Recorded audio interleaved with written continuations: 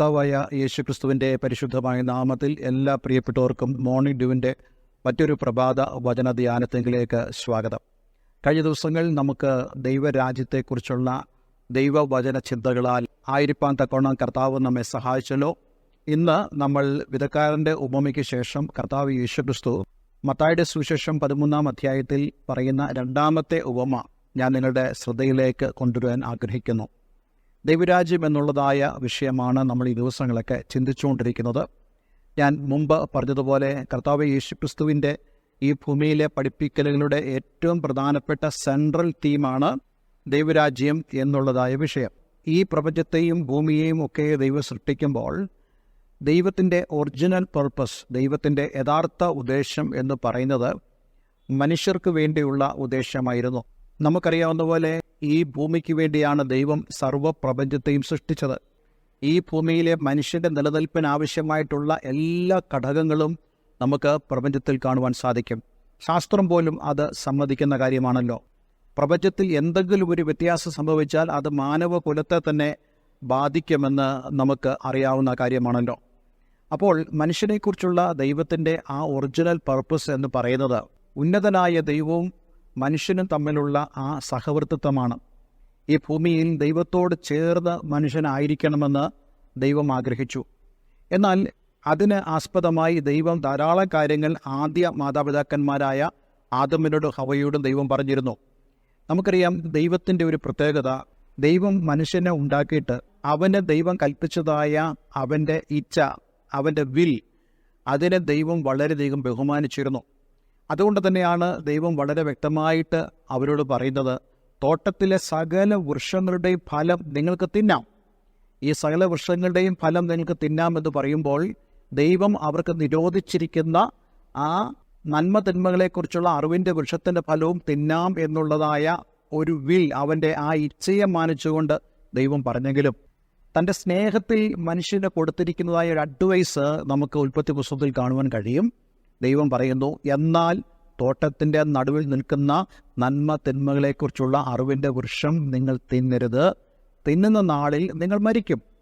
മരിക്കും എന്നുള്ളത് അവരുടെ ഫിസിക്കൽ ഡെത്തിനെക്കുറിച്ചല്ല ദൈവം പറയുന്നത്, മറിച്ച് അവരുടെ ആത്മീക മരണമാണ്. അഥവാ ദൈവത്തോടു കൂടെയുള്ള അവരുടെ ജീവിതത്തിൻ്റെ അവസാനത്തെക്കുറിച്ചാണ് ദൈവം അവരോട് സംസാരിക്കുന്നത്. എന്നാൽ മനുഷ്യൻ എന്ത് ചെയ്തു? ഈ ഭൂമിയിൽ ഉണ്ടായിരുന്ന പിശാച് മനുഷ്യൻ്റെ ഹൃദയത്തെ സ്വാധീനിച്ചു. പിശാച് ചോദിക്കുകയാണ്, ഈ വൃക്ഷത്തിൻ്റെ ഫലം തിന്നരുതെന്ന് നിങ്ങളോട് ദൈവം വാസ്തവമായും കൽപ്പിച്ചിട്ടുണ്ടോ? നോക്കിക്കേ, എത്രമാത്രം കൺഫ്യൂഷൻ കൊടുക്കുന്നതായ ഒരു വാക്കാണ് ഇവിടെ പിശാച് സംസാരിക്കുന്നത്. ഇന്നും അങ്ങനെയാണ്. പിശാച് മനുഷ്യൻ്റെ ഉള്ളിൽ കൺഫ്യൂഷനുകളെ നൽകുന്നതാണ് പിശാചിൻ്റെ പ്രധാനപ്പെട്ട ഒരു പ്രവൃത്തി. അതുകൊണ്ട് തന്നെ ദൈവത്തിൻ്റെ ആ സന്ദേശം ഉൾക്കൊള്ളണോ അതോ സാത്താൻ പറയുന്നത് അനുസരിക്കണോ എന്നുള്ളതായ ഒരു സംശയത്തിൽ മനുഷ്യനാവുകയാണ്. മാത്രമല്ല, പിശാച് നല്ലവണ്ണം അത് അഡ്വർടൈസ് ചെയ്യുന്നുണ്ട്. പിശാച് പറയുന്നു, നിങ്ങൾ ഈ പഴം കഴിക്കുന്ന നാളിൽ നിങ്ങളുടെ കണ്ണ് തുറക്കുകയും നിങ്ങൾ ദൈവത്തെ പോലെ ആവുകയും ചെയ്യും.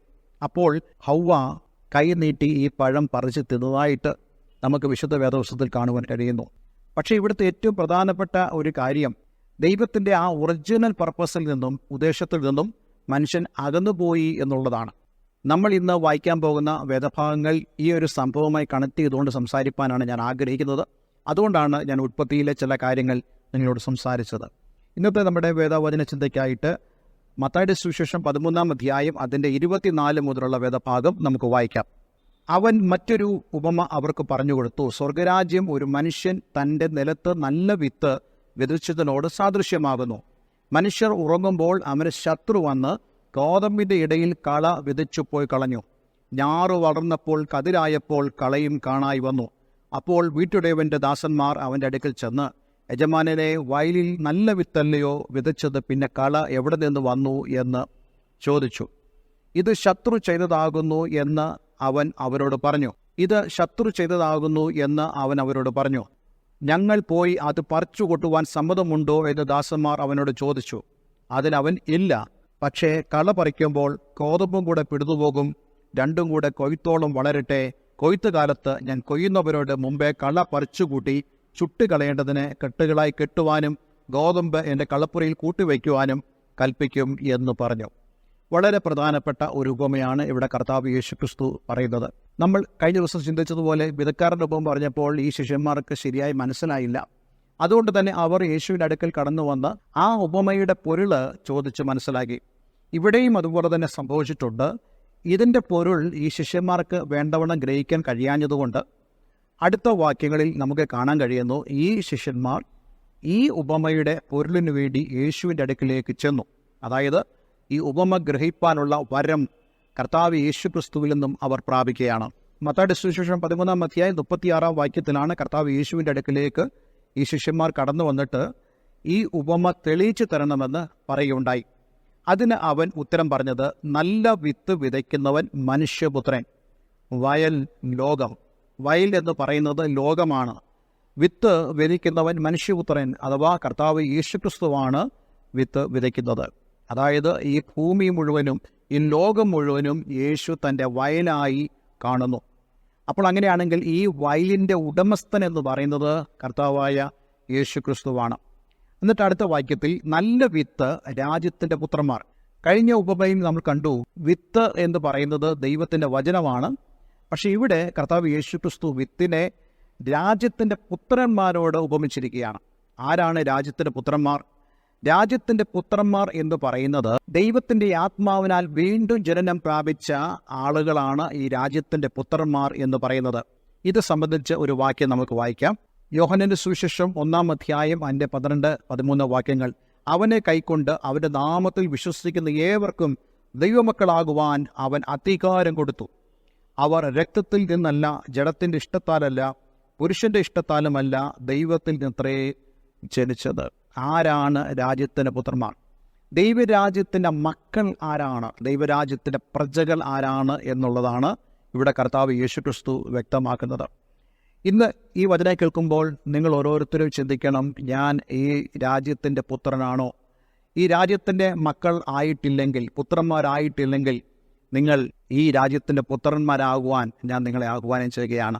എന്താണ് ഇവിടെ കർത്താവ് യേശുക്രിസ്തു പറയുന്നത്?